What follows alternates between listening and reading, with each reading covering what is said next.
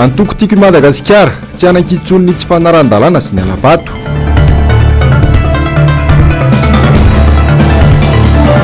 Filo nasionaly ny antoko ASVM tafaverina tanindrazana na dia teo aza ny fanakatsakanana.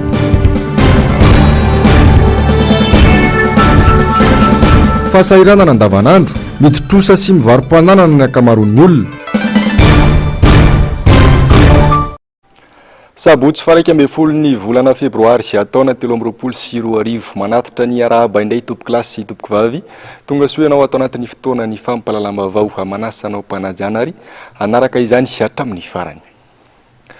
Tokony apetraka ny fitsirihana na ny audis atao amin'ny lisam-pifidianana manainga ny fifampitoniany rehetra ka iantsona ireo ray aman-dreny ara-panahy ny fianakaviam-be iraisam-pirenena ireo mpiara-mombon'antoka rehetra amin'ny fanatanterahina izany. Io no isan'ny votoaton'ny fanambarana nataon'ny antoko tiako Madagasikara androany vonona iaro ny safidim-bahoaka ihany koa ny antoko arahintsika avy hatrany izay fanambarana nataon'ny antoko Tima androany izay.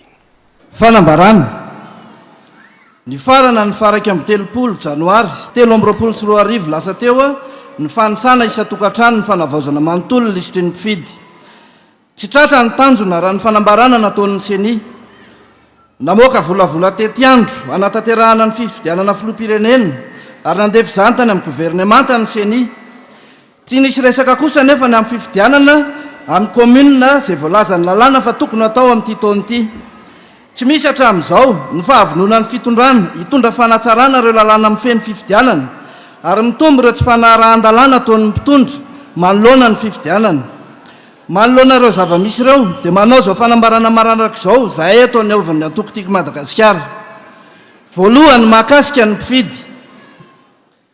Raha ny antotanisa navoaka ny seni dia manodidina ny eninety sy 7 tapitrisa maherikely ny mpifidy voasoratra anarana.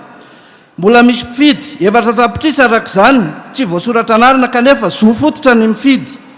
ary mbola fanontaniana nipetraka ny fahadiovana izany lisitrin'ny mpifidy izany. Ambaranay anefa fa fototra lehibe ahafahana manatanteraka fifidianana demokratika marina ary azo antoka hanome vokatra eken'ny rehetra ny lisitrin'ny mpifidy feno sy madio. Noho izany dia manao izao sosikevitra izao zahay hanatsarana ny lisitrin'ny mpifidy. Voalohany,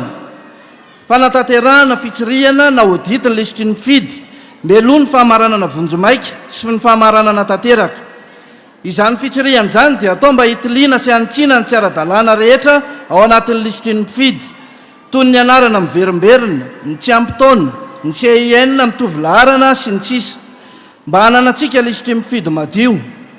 Takinay amin'ny anaran'ny mangarahara ny andraisan'ireo manam-pahaizana avy amin'ny antoko politika sy ny fiarahamonim-pirenena eto an-toerana sy ny manam-pahaizana avy amin'ny mpiara-mombon'antoka ara-bola sy ara-teknika amintsika avy any velany amin'ny fitsirihana ny lisitrin'ny mpifidy izay atao. Fandraisana fepetra ho fampahafantarana ny vahoaka ny lisitrin'ny mpifidy mandritry ny vanim-potoana hamerenana ny lisitra ny anivon'ny fokontany anaovan'ny mpifidy fanamarinana sy fanitsiana. Anisan'ireo fepetra tokony ho raisina ireto manaraka reto: famelana malalaka ny rehetra hijery sy hanamarina ny lisitrin'ny mpifidy, fanatanterahana fivoriam-be-pokon'olona amakiana pahabe maso ny lisitrin'ny mpifidy, fametrahana ny lisitrin'ny mpifidy ao amin'ny tranonkalany seni mba hahafahan'ny rehetra mijery amin'ny fotoana rehetra. Fahatelo, fanatanterahana fanavaozana manokana révision spéciale ny lisitrin'ny mpifidy ao aoriana ny fahamaranana tanteraka ny fanavaozana manontolo manomboka ny volana Jolay 2024 ary mandritra ny 2 volana. Fahaefatra, famelana malalaka ny antoko politika sy ny fiarahamonim-pirenena anao fanatanana ny vahoaka amin'ny alalan'ny famorim-bahoaka na amin'ny alalan'ny mananjery ainao manjery manerana ny nosy. Fahadimy, fametrahana sehatra maharitra eo anivon'ny seni ahafahan'ny rehetra mifampidinika sy ny fanakalo hevitra amin'ny fotoana rehetra ho fanatsarana ny zotra-pifidianana na ny cadre de concertation permanent. Faharoa, mahakasika ny tety andro anatanterahana ny fifidianana. Miantso ny gouvernemanta hamoaka didim-panjakana miantso ny mpifidy an-datsabato amin'ny fifidianana filoham-pirenena mifanaraka amin'ny volavolan'ny tety andro navoakan'ny seni mba hananany rehetra toky sy tsy sin'ny ahiantsony ny amin'ny anatanterahana izany fifidianana izany. Miantso ny rehetra ho tony amin'izay amin'ny fiomanana ho fiatrehana ny fifidianana ka samy andray andraikitra tandrify azy avy manoloana izany. mahakasika ny fifidianana be ny tanàna sy ny mpanolotsaina eny anivon'ny komuna. Tokony atao an'ity taon'ity ihany koa dia miantso ny seny izahay anokatra ny adi-hevitra iarahan'ny rehetra mandinika ny tokony atao amin'ny fotoana hanatanterahana izany fifidianana izany. Mahakasika ireo lalàna mifeny fifidianana, amafisinay hatrany fa ireo didy amandalàna mifeny fifidianana misy ankehitriny dia tsy ahafahana manatanteraka fifidianana madio sy marina satria tsy miantoka ny fitovian-jon'ny kandida rehetra, ny tsy fiandanian'ny fitondram-panjakana, ny fangahararan'ny fifidianana, ny fandraisan'ny rehetra anjara ary ny fahamarinan'ny voka-pifidianana. Noho izany dia manainga ny rehetra trany izahay andrainy andraikitra tandrify azy avy mba hisian'ny fifampidinian'ny rehetra hanatsara ireo didy amandalàna mifeny fifidianan'ireo. Miantso manokana ny ray aman-dreny ara-panahy eo anivon'ny FFKM ny fiombonam-be iraisam-pirenena mba hanao izay azon'izy ireo atao hanatanterahana izany fifampidinian'ny rehetra izany mba hahazoana didy amandalàna ny feny fifidianana hifanarahan'ny rehetra izay iantoka ny fandraisan'ny rehetra anjara sy filaminan'ny fifidianana. Mahakasika ireo tsy fanarahan-dalàna, amafisinay hatrany fa zahay dia tsy hanaiky tsony ny tsy fanarahan-dalàna rehetra sy ny alabato sy ny famadihana ny safidim-bahoaka toy izay nisy teo aloha. Tena voniny zahay ny ampiasa ny herinay rehetra hiarovana ny safidim-bahoaka sy hampanjaka ny ara-dalàna sy ara-drariny mandritra ny zotra-pifidianana. Noho izany dia mitaky ny mpitondra fanjakana izahay ampitsahatra ny fampiasana ny fampanjakana, ny volam-panjakana sy ny fananam-panjakana amin'ny fanaovana fampelezan-kevitra meloan'ny fotoana izay efa ataon'izy ireo ankehitriny. Ny fanohizan'ny mpitondra izany dia tsy fanarahan-dalàna ary dia hiteraka korotana savorivory eto amin'ny firenena. Arak'izany dia miantso ny CNI ny ACC ihany koa izahay hijery akaiky sy andray andraikitra manoloana izany fandakan-dalàna velona eto amintsika izany. Miantso ny mpitondra ihany koa ampitsahatra ireo teritery sy tsindry atao amin'ny lehibe ny fokontany, be ny tanàna, lehibe ny distrika, ny préfet ampiasa ny fampanjakana ampelantenan'izy ireo hiandany ara-politika amin'izao fifidianana izao. Manainga ireo sampandraraha rehetra miady amin'ny kolokolo sy famotsim-bola izahay ametraka dia n'izao fomba fiasa manokana sy paikady mba hisorohana sy adiana amin'ny kolokolo ara-pifidianana na ny corruption électorale sy ny fampiasana vola maloto mandritra ny zotra-pifidianana rehetra. Miantso ny vahoaka malagasy zahay indrindra ny fiarahamon'ny pirenena sy ny ray aman-dreny ara-pivavahana ary ny fionam-be iraisam-pirenena mba hanara-maso akaiky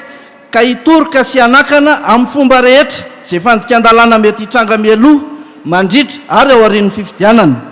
Manainga antsika rehetra ametraka dia n'izao ny rafitra manerana ny nosy andromaso hanatanterahana izany. Miantso ao-tsany ny fanatsarana ny rafitra hikarakaran'ny fifidianana mba handraisan'ny rehetra anjara sy tena fahaleovantena marina amin'ny fanatanterahana izy ireo ny asany izay hitarika fahavitriana sy fahatokisan'ny mpifidy ary ny eken'ny rehetra ny voka-pifidianana. Eto am-pamaranana dia aterina hatrany ny fanentanana ny vahoaka malagasy rehetra hanantona ny fokontany misy azy tsirairay avy mba hisoratra anarana ao anatin'ny listrin'ny mpifidy. Iverina eny amin'ny fokontany misy atsika ny listrin'ny mpifidy amin'ny volana marsa ho avy izao rehefa avy nofaranana vonjomaika mbola ahafahantsika manao ny fanamarinana sy fitarainana mialohan'ny tena fahamaranana tanteraka. Samy miomana sy ny fanentana amin'ny fandraisana andraikitra mba hananantsika listrin'ny mpifidy feno sy madio ary tontolo manodidina milamina hiatrehana ny fifidianana ametrahantsika miaraka fitondrana hanarina indray ny firenena sy fampandrosoana ho an'ny vahoaka. Natao teto Antananarivo anio faraky amby folo ny volana febroary 2024. Fa ny faniditra kitso arabaky teny ireo mpikatroka avy amin'ny antokotiko Madagasikara ho an'ny komuna Lasora io tolakandro. Fifampiarabana natratra ny taona nanomezan'ny filompanorina ny toromarika hiatrehana ity sy atao mpifidianana 2024 arivo ity sy azero mainomenjanahary manorandria malala. Tena hoe ny fanitsa kitro arabaky teny ireo mpikatroka tiko Madagasikara tetsy amin'ny andi bypass io tolakandro io. Fifampiarabana natratra ny taona sy fandraisana toromarika ara-politika ho any Antokotima ao amin'ny komuna Lasora. Mazava ny afatry ny filomarika Ravalomanana dia ny andresy ka anala ny fahantrana ihany ny malagasy ankehitriny. Anaraka tsara ny fenitra tena izy tsika satria araka ny voalazy omaly zay navoaka ny ny seni dia tena fa voalaza mivantana tsara fa hoe isy ny fifidianana amin'ny fasivy amin'ny volana novambra 2023 fihodinana voalohany ka raha sanatria moa ihany misy ny fidinana faharoa hitantsika hoe ihany ray fa tsy isy zany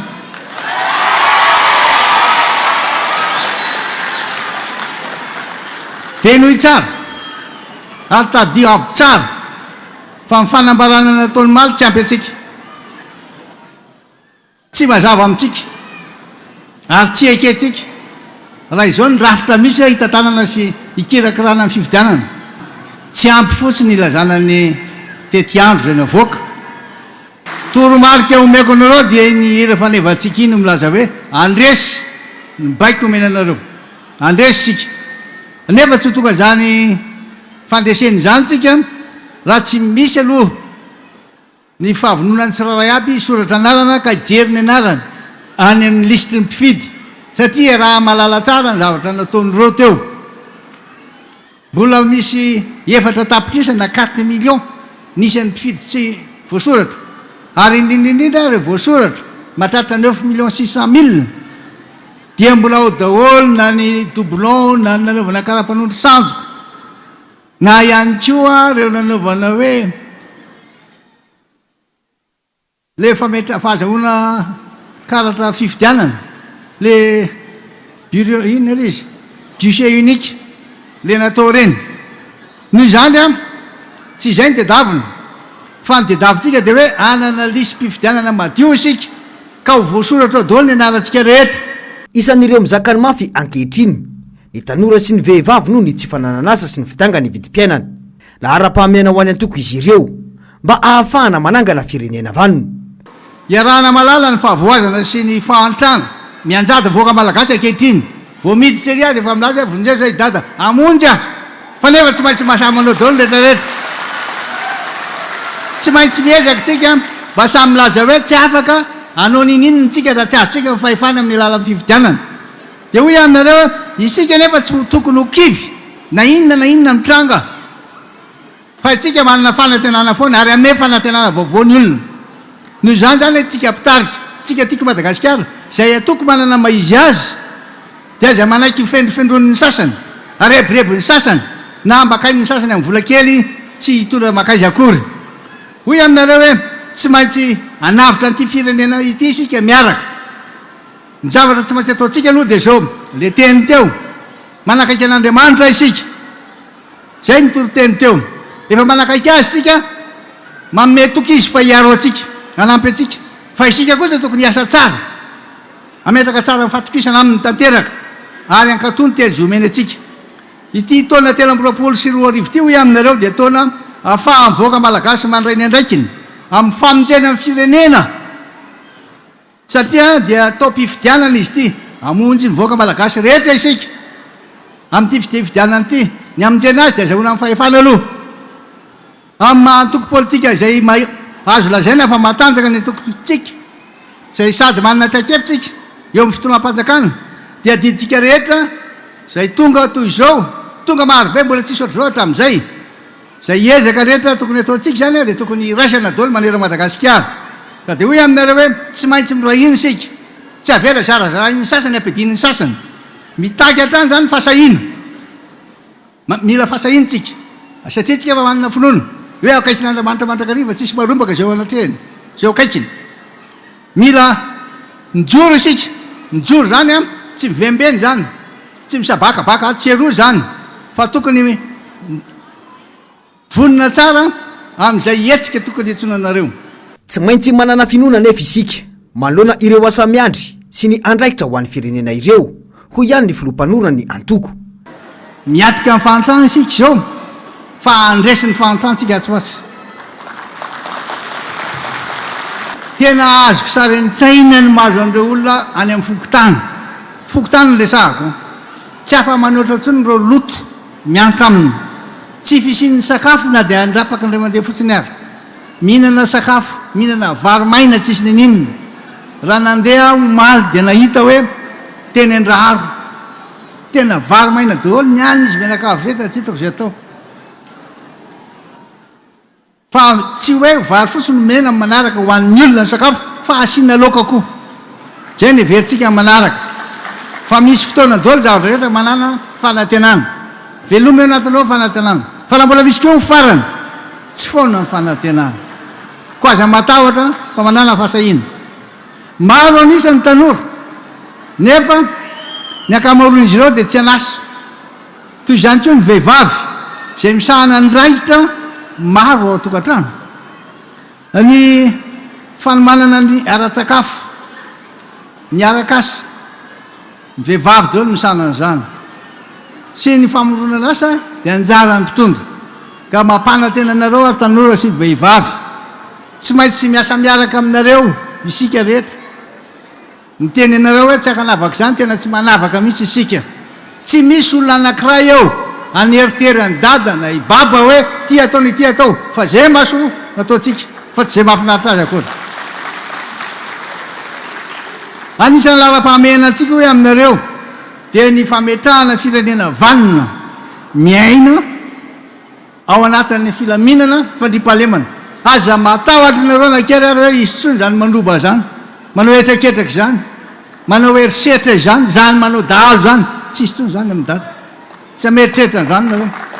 tsy ilaina porofona mihitsy zany na ilana tenenina fa zavatra fa niainantsika nandritra mivaly taona deto dia milaza antsika voaka malagasy rehetra tsy isika akory no mendrika sy sahazan'izao fahantrana izao fa eo amin'ny fitondrana no mbola kavivi manandrakandrana ary tsy mitovy fijery koa mafisina indray ary fa taona lehibe ahafahana manova ny lalana izorana zao no izany a manentana antsika rehetra samby anaram-baso ny listy ny mpifidy mba voasoratra ao ny anaranareo fanomboana ihany izao fa ny fiaraha-miasa amin'ny fanatrarana ny tanjona napetraky ny antoko no tena fahombiazana ho iantrany ny filomarika Ravalomanana. Toliara Ambatondrazaka Fianaratsoa Manakara Betsiboka samy natonga solotena niara-nientana tamin'ny distrika Navaradrano io tolakandro io nambaran'izy ireo hanandritra ny fandraisam-pitenenany favoray ny toromarika avy amin'ny filoha marika Ravalomanana Zermany Menjanary manofo Randre Malalatrany. Miandrandra sy manantena ny filomarika Ravalomanana izay avy any amin'ny faritra ny fahaizany sy ny vokatra tsara azo tamin'ny fitoam-pitondrany ny firenena nandritra ny fitotonany tantanany any Madagasikara no antony izany. Tena zava-dehibe eo anay ny solotena avy any amin'ny faritra Betsiboka ity feonantsika androany ity taorina nanoloran'ny seni ny tety andro mikasika ny fifidianana ny filohan'ny repoblika dia liny izahay atao amin'ny antoko timma nandre ny fanambarana nataon'ny tompon'andraikitra timma teo ary mino izahay fa faly ihany koa ireo rehetra mitovy fijery aminay ary miandrandra fiovana koa dia miandra ny toromarika izahay amin'izay asa manandraikitra hosahanay zosy adidiny mifidy miandrandra fiovana ny vahoaka ko voniny izahay ijoro ampivondrina ny bazy ary anentana ny olona rehetra indrindra ny tanora sy ny vehivavy handray andraikitra sy ampanjaka ny fahamarinana. Voaray président ny toromarika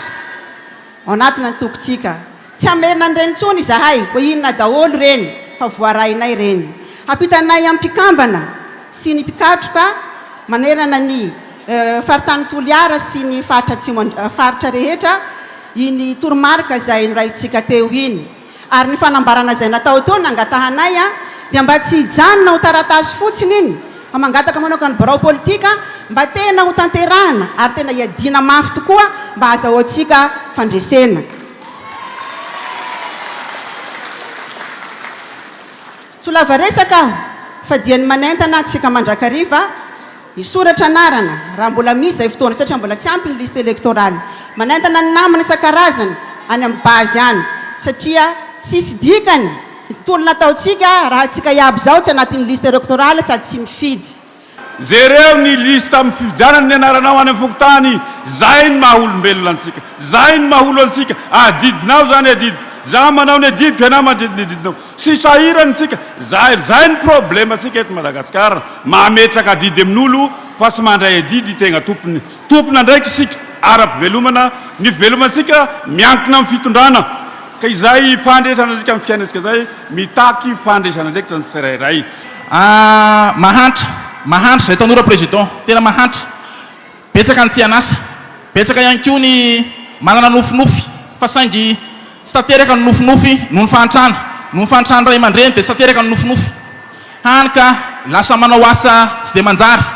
asa zay eritreretinay ho atao no ataonay. Fa ankehitriny président dia mananteny zahay fa rehefa tonga eo anao président dia ho tanteraka ny nofinofin'ny tanora, ho tanteraka ny nofinofy malagasy ary handroso Madagasikara président. Mazava kosa ny afatra napetraky ny solotena ny tanora izay nandray fitenenana nandritra ity fotoana ity.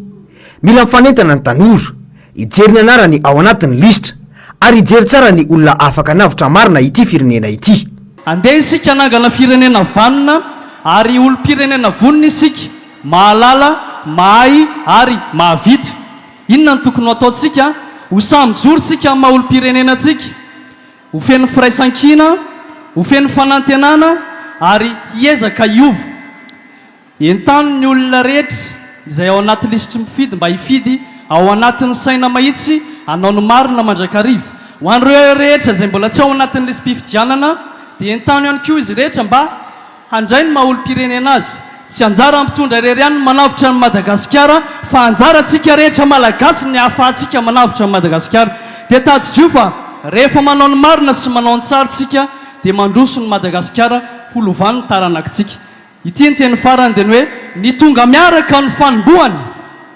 fa ny miasa miaraka no fahombiazana. Fahavonona anatanteraka no tazana ho an'ny rehetra nandritra ity fotoana ity. Endrika mirana, feno fanantenana fa mbola afaka anangana firenena vanona indray ny malagasy. Filaminana anaty fifampidiniana miaraka no notakin'ny filoha teo aloha Hery Rajaonarimampianina nandritra ny kabary ny Tetsy Andraharo tamin'ny fotoana ny gadonany teto Tanindrazana androany. Maro ny endrika sakatsakana nataon'ny mpitandro filaminana nandritra ny fahatongavany Tetsy Ivato ny folakandro teo kanefa tsy kivy ireo mpanaradia azy. Avitra sy olon-dehibe Mateo Prince. Niatrana tetsy amin'ny seranam-piaramanidina Ivato ireo beboty androany manoloana ny fodiana tanindrazan'ny filoha teo aloha Hery Rajaonarimampianina. Narirarira teo amin'ny seranam-piaramanidina roa lehibe ireo mpanaradia azy rehefa tsy nahazo niditra tao amin'ny efitrano VIP fandraisana ireo olo manakaja ihany koa. Tamin'ny 4 ariva teo no nigadona teto Tanindrazana ny filoha teo aloha sady filoha nasionaly ny antoko HVM Hery Rajaonarimampianina rehefa avy nanohy ny asany tany La Frantsa taorian'ny fahavitany fepitopitondran'ny ny taona 2012. Rehefa mikorotana ny olona tabofanareo ny basy. Efinareo manakorontan'olona. Tanao rehefa tratra izy dia miala any ambadika any satria mendratra. Manao foana. Manao abus de pouvoir fotsiny. Zay ireo olona tena mampitezitra amin'ny kapitaine nanara-dalàny zahay. Fa raha tsy nanara-dalàny zay tsy nahako autorisation, tena tsy nasantsangana teto tena tsy nitsangana teto fa nanara-dalàny zahay. Tsy apitra zay amizay afapo ianao. Tsy apitra zay ny anankiray ary. Tsy apitra hoa zay fiara na anankiray ary. No alao izy dia tongotra vany dia ho hita vahoaka eo. Eno zay mety. Tena tezitra aminareo mihitsy afa tsy mety ataonareo. Dans 4 ans et demi, tsy mbola nanao zavatra zany zay hoe IOPF zany. Nareo mampy IOPF anay. Nareo mampy IOPF ny vahoaka. Décision raisinareo. Lazao lehibe anareo zany. Fantatra fa misy mikomandy anao. Lazao azy fa ianareo. Tokandraikitra voalohany raha misy zatra amintany. Olona tsy manina nandalo. Mety zany tsika miandro. Allô président dia tongotra mivoaka eo. Amizay hitan'ny olona eo hoe tsy mahazo any ancien président, tsy mahazo accès amina aéroport. Zay ny anamboatra an'io. Président manana droit dofoka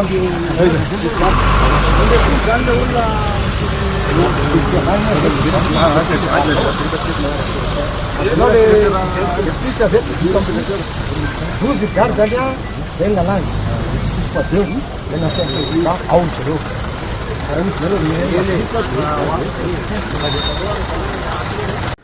taorian'izay dia nitodotona namonjy ny foibe toeran'ny ASVM Metsandrahary izy ireo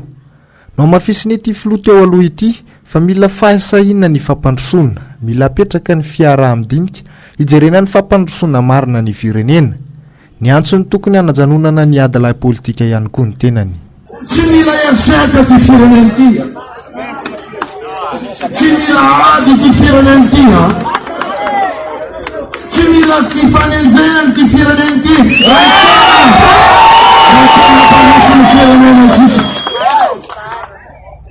mila filaminana ny firenena mila stabilité politika ny firenena satria tsy afaka mpandroso ny firenena sy ny valala be mandro isika amin'ny faripiainany ratsy sa manao an'izay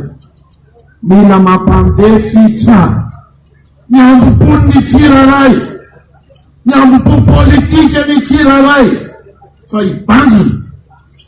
le tena tombotsoan'ny maro anisy tombotsoan'ny madiniky tombotsoan'ny mpamboly tombotsoan'ny sarababemahoaka zany tsy maintsy didiana manomboka zao tomboky lasy tomboky vavy zany fampandrosoana fifanomezan-tanana avy amin'ny rehetra raha ny fanazavana dia hitety faritra ny filoha nasionalin'ny ASVM iresaka sy fampizaratra kefa amin'ireo mpiray tanindrazana ireny aloha izany ny vaovao politika nisongadina tamin'ity androany ity fa ivadika lafim-baovao hafa isika fa nitsakitsahana lalàna hafamoretana ataona olona iray akaiky ny fitondrana no misy amin'izao fotoana izao porofon'izany ny fitsarana mikasika ny raraha Roly Mercia ny talata lasa teo atsekena ny tahaka izany ary efa misy ny fitoriana olona voalaza io sy ny fitsarana malagasy noho izay fa nitsakitsahan-dalana izay ho ny fianakaviany raha naneo ny hevitra atao anaty tambazotra sosialy tao hafitra Solonebe Mathieu Prince nitondra ny heviny mikasika ny fitsarana mahakasika ny rara ary Laurent Radjasson na i Roly Mercia ny talata teo ny fianakaviany any ivelany tsy mandeha amin'izay izy ny fitsarana iny ary tsy manana fahefana hitsaran-draraha akory ny fitsarana nandray an-tanina izany tsindro no betsaka hoy ny fanehoan-kevitra ka voahosihosy tanteraka ny lalàna velona ny dénonciation abusive dia ao anatiny antokon'ny fe hoe kolikoly ao anatiny antokon'ny kolikoly de donc ny pôle anticorruption ihany no tokony ny karakara aniny point dénonciation abusive iny tsy habilité zany tena tsy habilité mihitsiny zany tsy manana compétence mihitsy zany ny instance tamin'ny talata teo ny correctionnel tamin'ny talata teo ikarakaran'izany dikan'izay misy vice de forme zany zavatra mazava be na ny Madagasikara zany na aty ivelany naiza eran-tany raha vao misy vice de forme dia lasa caduc annuler la audience du moins concernant le volet dénonciation abusive fitsarana inona manam-pahefana inona eo ambony eo no afaka hiteny hoe recevable ny plainte mitombona ilay fitsarana tamin'ny talata nefa ny fanontaniana tokana ny objectif tokana de hoe ny afantatra ny contenu any témoignage nataony Roly Mercia tsy fantan'izany zavatra nolazainy tao ireo rehetra manelingelona na samy joro manohitra ity olona akaiky ny fitondrana ity dia miakatra fitsarana ary tsy mijanona raha tsy any am-ponja avokoa mitongilana makany amin'ny fiarovana olon-tokana ny fitsarana sy ireo manam-pahefana ozy lay enquêteur hoe raha ohatra enao ozy manana ozy mantsy Roly enao Roly Mercia dia manana dossier mamay be mavesatra be reo dossier reo izy raha omenao anay menanazy enquêteur représentant de l'État momba ny lalàna omenanazy raha omenanazy ozy ireo dossier re de miravina daholy ny aferanao rehetra de ozy izy Roly Mercia hoe andraso alongany za eritreritra fa mila fotoana mila temps de réflexion de eno ozy lay enquêteur apetrakay reto ny coordonné anay de atsonao izahay rehefa voniny ianao ore olona inona ny dikan'izany enquêteur représentant de l'État, police, no miteny hoe meo anay le zavatra de ty numéro de téléphone taritinao ny olona manam-pahefana taritinao miaraka aminao tsy hanaja lalàna ameta veta mihitsy fa tsy tsy manaja kosa. No amafisin'ity fianakavian'ny Roly Mercia ity fa efa mandeha ny fitorinana ity olona akaiky ny fitondrana ity sy ny fitsarana malagasy. Fitsarana tsy mahaleo tena fa azo ahodikodina ka manitsakitsaka ny lalàna iraisam-pirenena sy ny zon'olombelona. Nisy ihany koa ny filazana fa nasaina nanao taratasy Roly Mercia mba hisitonana ny fitoriana iravona ny raharaha mora foana. Raha tsy ahivina dia andrasana ny talata ho avy izao ny didim-pitsarana mikasika indrindra ity raharaha mavoasaringotra ny Roly Mercia ity. 20 febroary 2024 20 taona lasa izay hanomaty voatifitra tetsy Ambodiatovo ambony ny kolonely Risara Ratsimandrava. Inona no tsara ho fantatra mikasika izay nanao ahoana ary ny tantarany. Atao anatin'ity fanadihadiana nataony Jessica Miray sy Andra Rakotomalala ity no hamalina ireo hafantanina ireo. 20 febroary 2007 sy 700 20 febroary 2024 20 taona no nitifirana ny kolonely Ratsimandrava teo Ambodiatovo ambony. Ny hariva ndraiky 20 febroary 2007 sy 700 no nisy nitifitra vahararaka ny fiara 404 mainty nitondra azy hamonjy fodiana teo Ambodiatovo. Raha tsy ahivina ny tantara, ny 5 febroary 2007 sy 700 natolotra ny jeneraly Ramanantsoazy ny fahefana feno hitondra ny tany sy ny fanjakana ka nanekeny ary nilanzany ilay fehezany teny ahafantarana azy hatramin'ny androany fa tsy miamboadidy ao mon général. Enin'andro monja taoriana ndraisany ny fahefana lavony mbala teo Ambodiatovo ambony izy tokony ho tamin'ny valora alina ny 20 febroary 2007 sy 700 raha iny hamonjy fodiana iny lavo niaraka taminy ny mpiambina azy roa. Tamin'io fotoana hoe ahafaty ny kolonely Ratsimandrava io tamin'ny 20 febroary io za talian'ny kabinetra maramilany dia nisy fotoana maraina mitondra kory ao amin'ny ao ako dia zao anisany mandalo eo amiko daholo ny vaovao rehetrarehetra avy aty Madagasikara eto mandrandrana Madagasikara zany hoe ny renseignement rehetra mandalo eo amiko dia anisany amin'ireny renseignement ireny no hita vakina mihitsy hoe herinandro any nemenay an'lahy dia vita ohatrany mihitsy ilay tao anatiny tamin'ny février nefa dia anisany zavatra teneny hoe za tsy maintsy mody tsy maintsy tonga any an-trano amin'ny fito arivo anio dia lasa eritreritry fa misy nefa misy conseil de gouvernement amin'ny dimy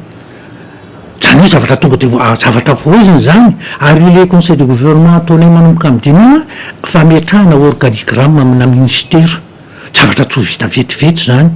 dia fa lasa no nieritreritra fa misy iny ary tonga ndray mitolakandro mbola naveriny indray le izy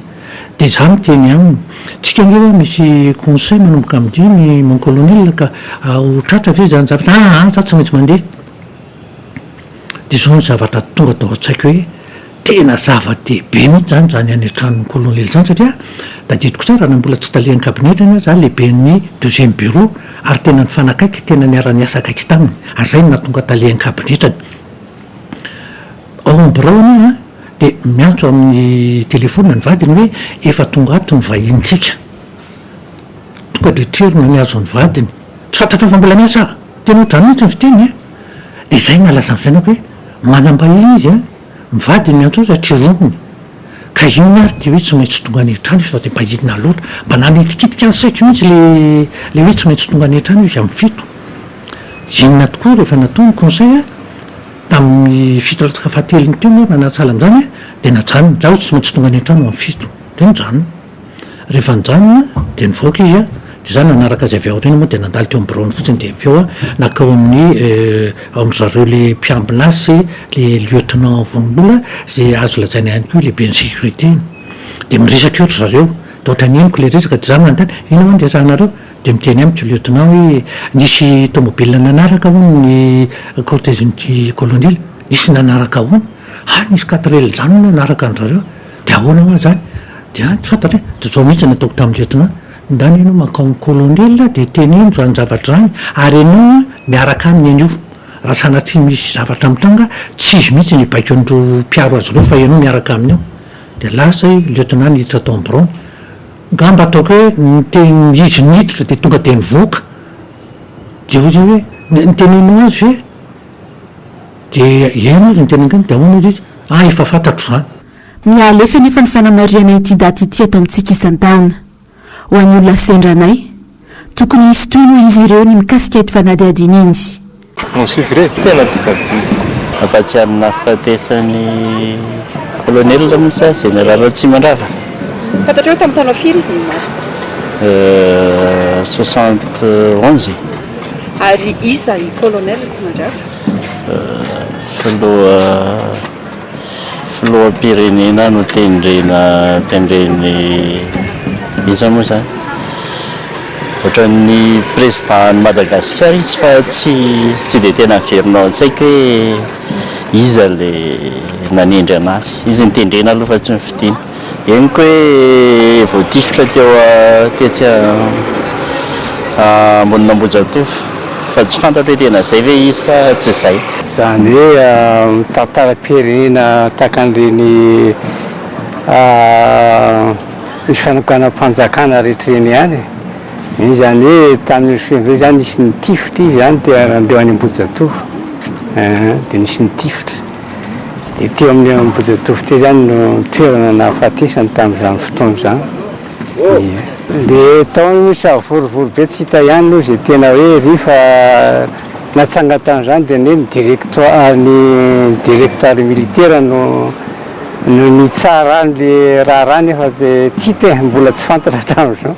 mahaliana tokoa zany satria tantara-pirenena tsy azo kosehana moa zany zany izy songatiny ngamba de izy nanao an'ny iny ty izy teny vondromboka itsy anjara-pahefana izy namorona ny fokon'olona zany tamin'izany fotoana zany tokony valy tokony zavatra lehibe aloha nafatarana ny tompona andraikitra mba tsy tohizan'izany matetika hatreo amin'ny firenena satria zany zao fampitaona taona lara maso de taona maro de tokony mba hivoatra tokony hivoaka ny marina zany mba hisilitsatra mankara zaho mahatadidy an'ireny alaorany reny fa raha tena nainga fotony avany amin'ny fokony loatra an'ireny angamba ny zavatra rehetra mifampandrosoana zany tokony hainga avany daholo hitanany hevitry ny hatrany madinika indrindra de mety mba nisy ivoarina tsaratsara atreto tokoa valambe efapolo taona izay ny lasa tsy mbola nisy valiny ny fanadiadiana mikasika ity daty ndraiky 20 febroary 2025 ity Vavaony sosialy kosa indray mampiteny mona ny fahasahiranana mianjady amin'ny malagasy ankehitriny tsy maintsy midotrosa ny tokantrano iray vao tafavoaka misy mihitsy aza ireo hamivarom-panana nazahoana vola ho ampiasaina rehefa karazana fanaka na entana ao an-tokantrano dia amidy avokoa fa noho ny fahasahiranana fanadiadiana nataony Andomiaratina sy Tahirinena. Farafakeliny olona folo isan'andro eo no tonga mivarom-pananana ka mivarotra izany etsy amin'ny tsena mpivarotra fanaka 17 hektara. Tsy toy ny tany aloha fa mitombo hatrany ireo olona manome entana amidy ho azy ireo. Saika noho ny fahasahiranana sy olana arabola no tena betsaka raha ny fanazavany mpiantoka. Misy ireo entana lafo vidy eny fa na hatramin'ny bitika indrindra toy ny sotro fihinanana aza mbola misy mitondra ety ihany ho amidy. Miankina amin'ny kalitao kosa ny vidin'izany izay latsaka be tamin'ny vidianana azy. Miantso anay eto izy alainy eto zay de entina any an-trano de tena hoe zay fanaka hoe mahavoafa problème amin'ny zareo de amidina aminay zay fa taloha vitsivitsy ny olona mivarotra entana satria taloha zany olona misy mirisika amin'le fampindramam-bola ohatra zany fa amin'izao ny olona tsy de miditra amin'ireny intsony fa tena tonga de mivarotra entana ny ankamaroany tena isan'andro eto ngambany raha hoe isaina amin'ny anina raha farafakely ny olona ray mpivarotra ray eto mandray varotra entana efa ho folo ny entana ety aloha tsy mifidy fa rehefa entana de tena amidin'olona ety hatramin'ny lamba fitafiana zao eto mandray eto aminay na hatramin'ny resaka hoe vilia sotro singa ndray ary de misy nefa hatramin'ny entana valera na 50 millions koa mbola amidin'olona ety. Ho an'ity raim-pianakaviana ity tsy mananasa amelomana ny zanany mianadahy voaterina janona tamin'ny fianarana ny ankizy izay inanana sisa no atao ka tsy maintsy mivarotra ireo entana kely ao an-trano avadika vola. Vilany iray no namidiny teto raha lafo zany mivarotra entana hafa indray rapitso. Izy mazava ho azy ny fahasahiranana malagasy amin'izao tsy fisina asa tsy fisina rehetrarehetra fijaliana ara sosialy maintsy mitemery de anao amin'ny ho an'ny ankizy satria ny ankizy tsy mety tsy mino laniko mihitsy izao 175 ny vidiny. Ivo androany fa omaly zany anakiroa hafa nalidiko teo izy tsy mianatra za moa zaza rery va teo amaly de tsy maintsy midenera zany ahoana nisy nafoanandreo zanakiroa de mifanafody moa raha malala lavo raha sanatria marary ianao zany de miafy tena de aleo miady hoan'ny tena fa tsy afaka hitehitra an'izany izy ho an'ireo manana antom-pivelomana zara raha mahavita ny filanisam-bolana ny karamaraisiny lany amin'ny ofatrano saram-pianarana sy sakafo voafetra ny vola tsy maintsy miditrosa kosa fomba afaka mahavita ireo adidy ao ny-tokatrano sy ny zavatra tsy fampilaza atao ny aretina sy ny sisa mifampinkady indray amin'ny famerenana ny vola tsy ka zany raha hoe anina any amin'ny 2005 any vo tokony ho ampy satria nokolazana kizy zao na raha ohatriny anazy isa roa zanako mianatra nokolazana kizy fotsiny zao ny anany efa ohatsohatry hoe eo amin'ny 1 million nokolazany zanako fotsiny isam-bolana dia ny sakafo ny ofatrano ny ofanjiro mipitsipitsy ny retsaretsa amin'izao nge roa aly efa tsy miteny tsony hoa zany resaka raha etsy zany ary ohatriny hoe manana ohatriny rivotra zany raha etsy zany amizao efa tsy de teny firy tsony zany raha etsy zany fa raha manana zany ianao ny ray andro ny roa andro de efa tsy kaloha mivadika niasa tamin'ny zaonina izy ampy aminy izy so za rery ny miasa de zay mahatsyampy anazy samposampona manolo lahy tonga ndray faravolana de manefaka vidim-piainana miakatra karama kely loatra 100 000 francs raha tsy ampindray andro nefa olona anakely fa de efa atao am'izay mitonony fotsiny loka de vary de charbon de menaka kely menaka fefany tsasaky ny fefany de fa zay fa raha tsisy hoe asatselika kely mba atao raha ohatra ka mahita fa rehefa tsy mahita de nonona am'izay eo tena miditsosa de papa indrindra fa misy marary tena miditsosa alotsy kelikely araka ny faneken'ny olona mitsosa itosanao ihany mafimafy ihany enjarenjana fa zany hoe raha ataoko hoe 2 millions femzera tsy ho ampy any angamba raha hoe 4 millions any zay ngamba ny mety hoe aharaka maro ny tsy anasa sy very asa ankehitriny mitsopozipozy sy mitaingy tambosy isa no atao noho ny tsy fisiany politika matipaika avy amin'ny fitondram-panjakana ny fahasahiranana nefa manaraka ihany ny vidim-piainana miakatra andro amanalina no hoanina an'io tadiavina rampitso ny tsy fandrimpalemana mampiteny mona sy ny maro tsy voataniza mariary ny sosialim-bahoaka ankehitriny ny mpitondra nefa tsy mahavaolana fa variana amin'ny fisehosehoana tsy mahavany olam-bahoaka very fanambola velona ny malagasy manolona ny tsy fahaiza mitantana sy ny gaboraraka eto amin'ny firenena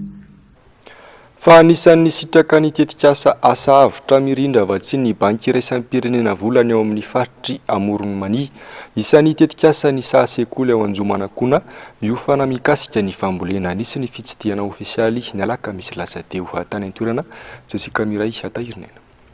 ity ny sahasekoly eto Anjomanakona ato amin'ny distrikta ny Manandrina fandaharana asa tafiditra indrindra ao anatin'ny asa avotra mirindra vatsy ny banky iraisampirenena vola io fanana mikasika ny fambolena kafe, vary sy hazo fihinam-bo ary ankoatra ny ity sahasekoly eto ity. Tokatrano miisa 7 no misitraka ny fampiofanana amin'ny komina 10 ato amin'ny distrikta ny Manandrina. 9 alina ariary isaky ny 20 andro ny vola raisina na 504 ariary isanandro. Miasa mandritra ny 5 ora isanandro. Na eo aza nefa ny tantsorika mbola betsaka ny olana sedra ny tantsaha sy ny mpanao asa tanana aty amin'ity faritra ity. Nataoko amin'ny fambolena kafe zany le vola raisina de namafy kafe zao de ty fety le kafe na vokatra eo amin'ny 700 ny tanàna fa io moa zany ro hita noentina de ny fampikarakarana ny fampiarana zay zavatra rehetra nataotao fa tamin'ny 2010 anga zany ro nanomboka de nanao fampiarana momba ny fambolena kipahy, komposta, fambolena kafe, fambolena voasary, fambolena hazo tsara de zay zany nagnatanterahako nagnasoavako ny tokantranoko sy ny mpiara-velona agnamiko. Nanomboka ny 9 novambra 2024 teo ny tetikasa teto Manandrina. Nanomboka tamin'izay nivelatra tamin'ny vola-kafe ny tantsaha. Ny anay zao ny asa tagnana am'izao de ny fampitombona ny vidim-bokatra sy ny raha zany ro tokony mba ho ezahana satria ny vidim-piainana efa misonitra be de tokony mba tony zao 2 any zao vidiny tony 2 ambany zay re de nihina amin'ny vidim-piainana ho efa 700 teny varenikapoaka de tokony mba hiakatra kely zany le fagnanaovan'ny tatsaka am'izao. Tena olana de masimboly de fitaovana zay tokony mba misy zany masimboly mba voafatina tena tsara de mba niresaka fitaovana napiana ny fambolena anazy. Sivy ny faritra nametrana nitetika asa avitra mirindra atsimo andrefana atsimo atsinanana alaotra analanjarofo matsiatra ambony amorony mani analamanga itasy ary menabe.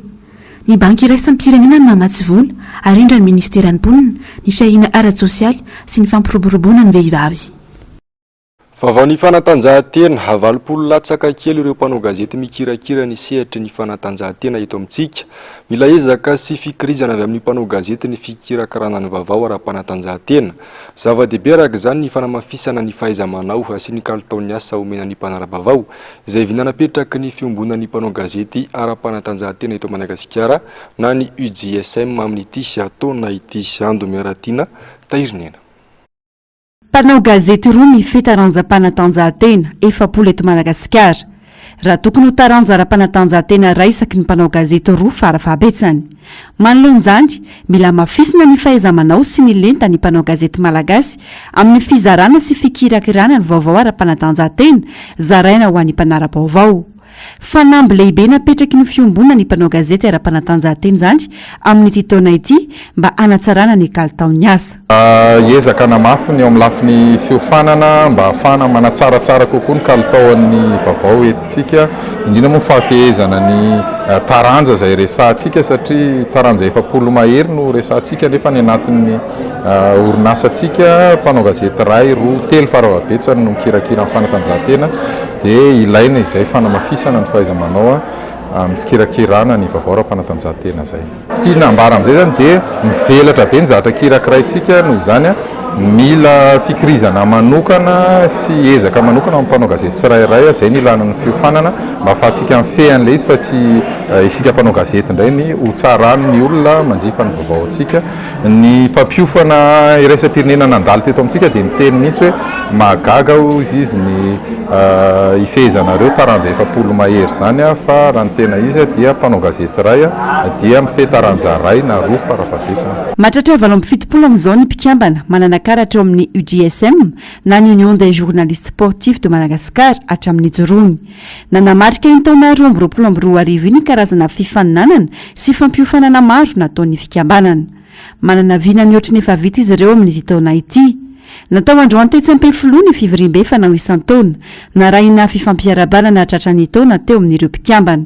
Nanaovana ny tatitra ny zava-bita sy ny vina ho amin'ny taona vaovao ity fa indrindra ny fandiniana sy ny fanatsarana ny fiam-pihavanana ho an'ireo mpikambana. Farany eo amin'ny maresaka iraisampirenena mbola mitony fikarohana ireo olona voatsindry ny trano ao Turquie sy Syria hatramin'izao. Mitombo hatrany ihany koa anisan'ireo namony ainy hampamonjy vona avy amina firenena maro no tonga nanome tanana anampy an'i Turquie sy Syria. Jessica Miray Andry Rakotomalala. Toy izao ny zava-misy ao amin'ny tanàna ny Karamany Mahasa ao Turquie hatramin'ny androany. Mbola miezaka mitady izay olona mbola velonena ny mpamonjy voina avy amin'ny firenena rehetra. Toy ity hitantsika amin'ny sary ity izao, olona 3 no avitra ny mpamonjy voina Israelianina. 15 taona ny iray, na eny ny antsoantsy ny mpamonjy voina ka niezaka ny antsovonjy, avitra soamantsara izy 3. Toy izao sisa ny tanàna ny Karamany Mahasa taorian'ny horohorontany alatsinainy teo indy. 5 andro taorian'ny loza, tafiakatra 4,4 alina ny namony ainy. Nanambarany ONU androany fa ity horohorontany ity no anisan'ny nandravarava indrindra ary anisan'ny ratsy indrindra ihany koa tao anatin'ny tantara tao anatin'ny 100 taona. Nanambara kosa nefa i Martin Griffiths fa nahafa-po ny fandraisana andraikitry Turquie tamin'ity trano ity. Efa mihakela nefa ny fanantenana ny ahitana olona mbola velona 5 andro taorian'ny horohorontany. Amin'ny ankapobeny tsy ny horohorontany loatra ny mamono olona fa ny fianjairany trano. Tsara ny mampatsiahy fa nahatratra hatramin'ny 7.9 ny maridrefin'ny horohorontany tao atsimo andrefan'ny Turquie sy ny tao avaratra i Syria ity. tapitra ny ary ny fampalalam-baovao tamin'ity androany ity ankasitrahana feno ianao nanaraka izany hatramin'ny farany toy ny mazatra moa dia ny fandarana onamarina sy ny Global News no arainao aorian'izao fampalalam-baovao izao. Aorian'izay kosa ny horonan-tsary indray miseho mitondra ny lohateny hoe extrême Abrao Vaira kosa ho amin'ny rampitso alahady any tena kosa mametraka ny mandrapitafa tompoko lasy tompoko vavy.